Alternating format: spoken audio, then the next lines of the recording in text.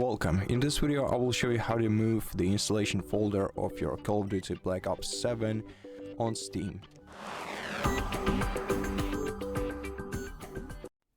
To do that, in your Steam client, or tap on the Steam icon in the top left corner of the screen, then select Settings, and then in Settings you have to select the Storage tab.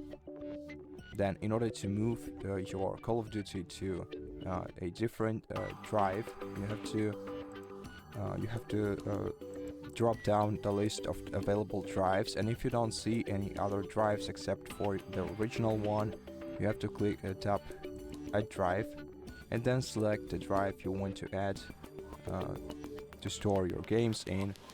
Click Add, and once you do that, hit the checkbox next to the Call of Duty, then select Move in the bottom left or right corner of this window, and then select the drive to which you want to move this game.